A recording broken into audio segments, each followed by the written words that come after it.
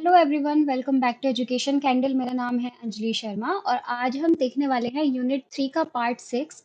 अभी तक हमने पहले टेक्निकल अप्रेजल के बारे में पढ़ा था। आज हम पढ़ेंगे एनवायरमेंटल अप्रेजल क्या होता है, इसके स्टेजेस कौन कौन से होते हैं और कौन से फैक्टर होते हैं। तो स्टार्ट करते हैं इसके इंट्रोडक्शन से। सबसे पहला क्वेश्चन आता है कि एनवायरमेंटल अप्रेजल है क्या।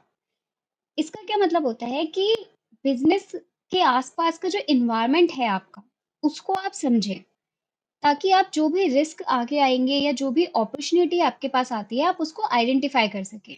तो हम इसको कह सकते हैं कि it is a process of analysing the opportunities and risk in the business environment.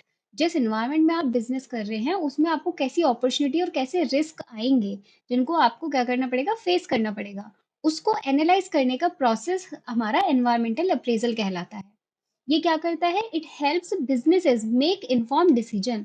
ये बिज़नेस को ऐसी कैपेबिलिटी देता है कि वो डिसीजन ले सकें अपने लिए।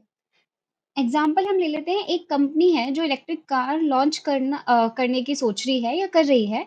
तो उससे पहले उसको क्या क्या देखना पड़ेगा कि लोग इंटरेस्टेड है या नहीं है, गवर्नमेंट की कोई पॉलिसी है जो हमारी इस प्रोडक्शन का सपोर्ट कर सकती है, या फिर कितने कॉम्पिटिटर हैं हमारे मार्केट में, ठीक है, जो कि सेम प्रोडक्ट पे काम कर रहे हैं। तो ये सारी चीजें, मार्केट डिमांड, गवर्नमेंट पॉलिसी और कॉम्पिटिटर स्ट्रैटेजी, इन सबको ध्यान में रखते हुए जब एक कंपनी डिसीजन लेती है, तो उसको हम कहते हैं एनवायरमेंटल अप्रेजल। यानी कि उसने अपने आसपास की चीजों को देख के एनालाइज किया और उसके बाद डिसीजन लिया। नेक्स्ट आता है कि स्टेज कौन कौन सी होती है इसमें। तो इसमें मेन 3 स्टेज होती हैं: factor affecting environmental appraisal, factor जो अफेक्ट करते हैं, आइडेंटिफिकेशन और स्ट्रक्चर। इसको एक एक करके हम पढ़ेंगे। सबसे पहला हमारे पास आता है स्टेज 1, जिसे हम कहते हैं फैक्टर अफेक्टिंग एनवायरमेंटल अप्रेजल। कौन कौन से फैक्टर हैं जो अफेक्ट करते हैं हमारे एनवायरमेंटल अप्रेजल को। तो इसमें नॉर्मली हमने 3 की फैक्टर्स लिए हुए हैं। सबसे पहला आता है फैक्टर्स रिलेटेड टू एनवायरमेंट, यानी कि एनवायरनमेंट को ध्यान में रखते हुए आप जो भी चीजें देख रहे हैं, वो किस में आएंगी? फैक्टर अफेक्टिंग में आएंगी, जो बिजनेस के डिसीजन को इम्पैक्ट करती हैं। तो सबसे पहला आता है different organisation face different challenge in same environment. अब मान लिया कि कोई कंपनी है जो सेम चीज पे काम कर रही है, लेकिन ऑर्गेनाइजेशन अलग अलग हैं। फॉर एग्जाम्पल, एक लोकल टी शॉप है, आप सिंपल चाय की जो शॉप होती है वो देखिए, और एक मल्टीनेशनल कॉफी ब्रांड देखिए। तो हम दोनों को पता है कि वो दोनों जो चैलेंज फेस कर रहे होंगे ना, वो अलग अलग लेवल के होंगे। एक सिंपल चाय की दुकान जो खोल के बैठा है इंसान, उसके चैलेंजेस अलग हैं, और जो एक मल्टीनेशनल कॉफी ब्रांड चला रहा है, उसके चैलेंजेस जो है वो अलग हैं। तो factor related to environment, environment के अकॉर्डिंग आपके पास चैलेंजेस आते हैं। सेकंड आता है फैक्टर रिलेटिंग टू ऑर्गेनाइजेशन। अब ऑर्गेनाइजेशन में क्या आता है? The age, size and market type of organisation impact the appraisal. Example के लिए, कोई नया स्टार्टअप हुआ है और एक 50 साल पुरानी कंपनी चल रही है। तो हमें पता है कि दोनों का कंपटीशन जो होगा वो अलग अलग होगा। अभी किसी ने जो काम शुरू किया है, उसका कंपटीशन अपने ही लोगों से होगा, अपने आसपास की कंपनियों से होगा। लेकिन जो 50 साल पुरानी कंपनी है, उसका जो अप्रोच होगा वो अलग ही होगा कंपटीशन का। वो बहुत ऊपर लेवल के लोगों से कंपटीशन कर रही है, जहाँ पे स्टार्टअप वाले अभी तक सोच भी नहीं सकते। तो ये क्या हो गया? ऐसे फैक्टर जो कि ऑर्गेनाइजेशन से रिलेटेड होते हैं। थर्ड आता है फैक्टर रिलेटेड टू स्ट्रेटेजी। अब यहाँ पे हम स्ट्रेटेजी की बात करेंगे। स्ट्रेटेजी कैसी होती है? पॉलिसी हो गई, लीडरशिप हो गया, डिसीजन मेकिंग स्ट्रेटेजी हो गई, जो कि अप्रेजल को इन्फ्लुएंस करती हैं। एग्जाम्पल के लिए, कोई गवर्नमेंट पॉलिसी है जो कि आप रिन्यूएबल एनर्जी पे काम कर रहे हैं, तो वो उसका फेवर कर रही है। तो यहाँ पे क्या होगा? ये इम्पैक्ट डालेगी कंपनी को, पॉजिटिवली या नेगेटिवली। अगर आप मान लीजिए सोलर पैनल पे काम कर रहे हैं, तो आप देखेंगे कि रिन्यूएबल एनर्जी को लेके गवर्नमेंट की क्या क्या पॉलिसी है, और उसी के अकॉर्डिंग आप क्या करेंगे? स्ट्रैटेजी बनाएंगे, जिससे कि आपको प्रॉफिट मिल सके, जिससे कि जो गवर्नमेंट है वो आपको फेवर कर सके। तो ये आपके 3 तरह के होते हैं जो कि की फैक्टर्स आते हैं हमारे एनवायरमेंटल अप्रेजल में। नेक्स्ट आता है आइडेंटिफिकेशन। अब आइडेंटिफिकेशन में क्या होते हैं? इसमें भी हमारे पास 3 मेन होते हैं। सबसे पहले आते हैं क्रिटिकल इशू। क्रिटिकल इशू वो होते हैं जिन्हें हमें तुरंत सॉल्व करना है, ठीक है? अभी के अभी सॉल्व हो जाने चाहिए। एग्जाम्पल के लिए, प्लास्टिक बैन हो गया, तो पैकेजिंग कंपनी अब नया मटेरियल ढूंढेगी पैकेजिंग के लिए। सेकंड आता है हाई प्रायोरिटी, मतलब इंपॉर्टेंट है लेकिन थोड़ा टाइम है हमारे पास उन्हें परफॉर्म करने के लिए या उनको सॉल्व करने के लिए। एग्जाम्पल के लिए, आप किसी सॉफ्टवेयर को बना रहे हैं, तो और वहाँ पे क्या हुआ, आपके जो कस्टमर है उसने अपनी डिमांड रख दी कि मेरे को ना ये वाला फीचर भी चाहिए।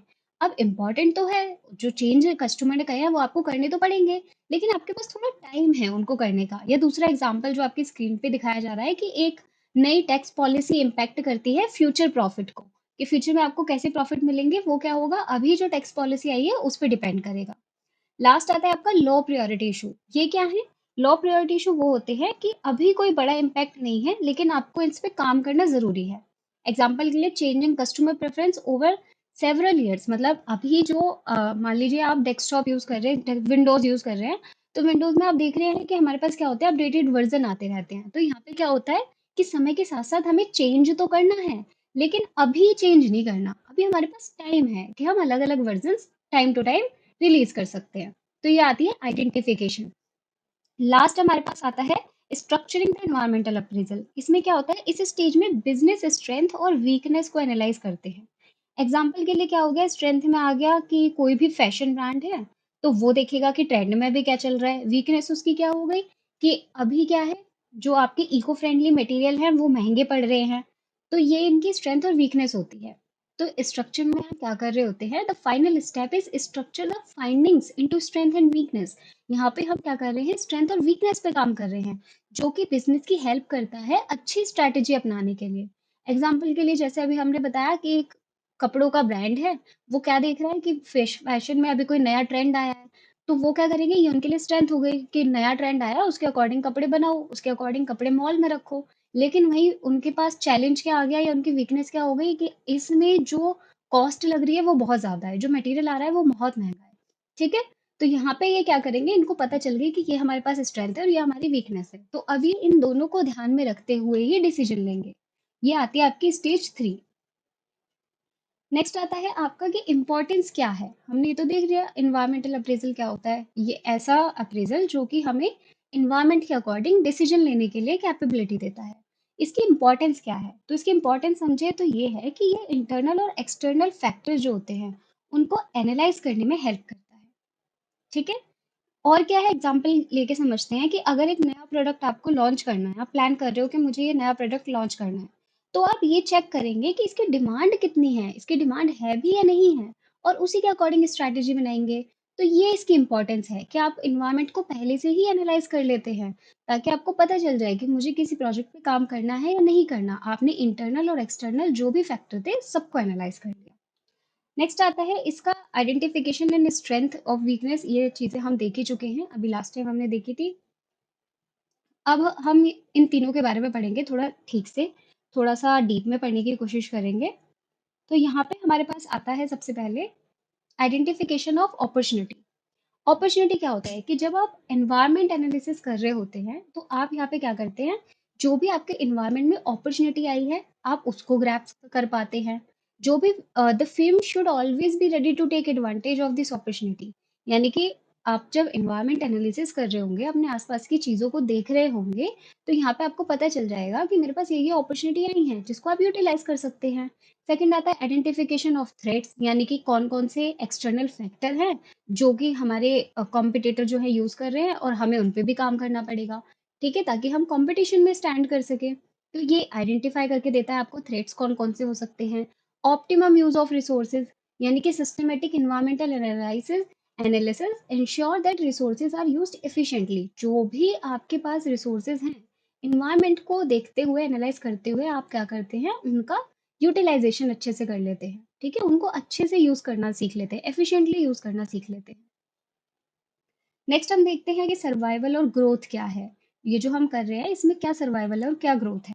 तो इसके लिए हम करेंगे, अगर बिजनेस एनवायरनमेंट को सही एनालाइज करें तो हम यहाँ पे क्या क्या देख सकते हैं कि मैक्सिमाइज कर सकते हैं अपनी स्ट्रेंथ को। अगर हमने पता कर लिया कि मार्केट में ट्रेंड में क्या चल रहा है, तो हम अपनी स्ट्रेंथ पे काम कर सकते हैं।